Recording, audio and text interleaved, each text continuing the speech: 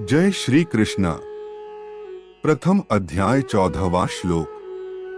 ततः श्वेतैर्हयैर्युक्ते महति स्यन्दने स्थितौ माधवः पाण्डवश्चैव दिव्यो शंखो प्रदध्मतु। भावार्थ है, इसके अनंतर सफेद घोड़ों से युक्त उत्तम रथ में बैठे हुए श्री कृष्ण महाराज और अर्जुन ने भी अलौकिक शंख बजाए। व्याख्या। ततः श्वेतैर्हयैर्युक्ते, चित्ररथ गंधर्व ने अर्जुन को 100 दिव्य घोड़े दिए थे।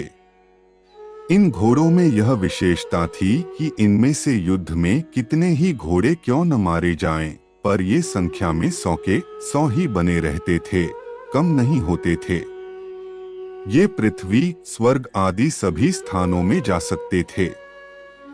इन्हीं 100 घोड़ों से सुंदर और सुशिक्षित 4 सफेद घोड़े अर्जुन के रथ में जुटे हुए थे। महति स्यन्दने स्थितौ, यज्ञ में आहुति रूप से दिए गए घी को खाते खाते अग्नि को अजीर्ण हो गया था। इसीलिए अग्निदेव खांडव वन की विलक्षण विलक्षण जड़ी बूटियां खाकर अपना अजीर्ण दूर करना चाहते थे, परंतु देवताओं के द्वारा खांडव वन की रक्षा की जाने के कारण अग्निदेव अपने कार्य में सफल नहीं हो पाते थे।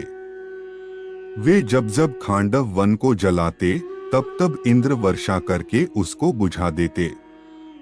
अंत में अर्जुन की सहायता से अग्नि ने उस पूरे वन को जलाकर अपना अजीर्ण दूर किया और प्रसन्न होकर अर्जुन को यह बहुत बड़ा रथ दिया। 9 बैलगाड़ियों में जितने अस्त्र शस्त्र आ सकते हैं, उतने अश्व शस्त्र इस रथ में पड़े रहते थे। यह सोने से मढ़ा हुआ और तेजोमय था। इसके पहिए बड़े ही दृढ़ एवं विशाल थे। इसकी ध्वजा बिजली के समान चमकती थी। यह ध्वजा 1 योजन तक फहराया करती थी। इतनी लंबी होने पर भी इसमें न तो बोझ था, न यह कहीं रुकती थी और न कहीं वृक्ष आदि में अटकती ही थी।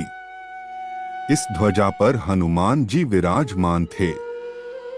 स्थितौ कहने का तात्पर्य है कि उस सुंदर और तेजोमय रथ पर साक्षात भगवान श्री कृष्ण और उनके प्यारे भक्त अर्जुन के विराजमान होने से उस रथ की शोभा और तेज बहुत ज्यादा बढ़ गया था। माधव पांडवश्चैवा, मां नाम लक्ष्मी का है और धव नाम पति का है, अतः माधव नाम लक्ष्मी पति का है। यहाँ पांडव नाम अर्जुन का है क्योंकि अर्जुन सभी पांडवों में मुख्य हैं। पांडवाना धनंजय, अर्जुन नर के और श्री कृष्ण नारायण के अवतार थे। महाभारत के प्रत्येक पर्व के आरंभ में नर अर्जुन और नारायण भगवान श्री कृष्ण को नमस्कार किया गया है। नारायण नमस्कृत्य नरं चैव नरोत्तमम्। इस दृष्टि से पांडव सेना में भगवान श्री कृष्ण और अर्जुन ये दोनों मुख्य थे। संजय ने भी गीता के अंत में कहा है कि जहां योगेश्वर भगवान श्री कृष्ण और गांडीव धनुषधारी अर्जुन रहेंगे, वहीं पर श्री विजय, विभूति और अटल नीति रहेगी। दिव्यो शंखो प्रदध्मतुः, भगवान श्री कृष्ण और अर्जुन के हाथों में जी शंख थे। वे तेजोमय और अलौकिक थे। उन शंखों को उन्होंने बड़े जोर से बजाया। यहाँ शंका हो सकती है कि कौरव पक्ष में मुख्य सेनापति पितामह भीष्म हैं, इसलिए उनका सबसे पहले शंख बजाना ठीक ही है, परंतु पांडव सेना में मुख्य सेनापति धृष्टद्युम्न के रहते हुए ही सारथी बने हुए भगवान श्री कृष्ण ने सबसे पहले शंख क्यों बजाया? इसका समाधान है कि भगवान सारथी बने चाहे महारथी बने, उनकी मुख्यता कभी मिट ही नहीं सकती। वे जिस किसी भी पद पर रहें, सदा सबसे बड़े ही बने रहते हैं, कारण कि वे अच्युत हैं, कभी च्युत होते ही नहीं। पांडव सेना में भगवान श्री कृष्ण ही मुख्य थे और वे ही सबका संचालन करते थे। जब वे बाल्यावस्था में थे, उस समय भी नंद, उपंद आदि उनकी बात मानते थे। तभी तो उन्होंने बालक श्री कृष्ण के कहने से परंपरा से चली आई इंद्र पूजा को छोड़कर गोवर्धन की पूजा करनी शुरू कर दी। तात्पर्य है कि भगवान जिस किसी अवस्था में, जिस किसी स्थान पर और जहां कहीं भी रहते हैं, वहां वे मुख्य ही रहते हैं। इसीलिए भगवान ने पांडव सेना में सबसे पहले शंख बजाया।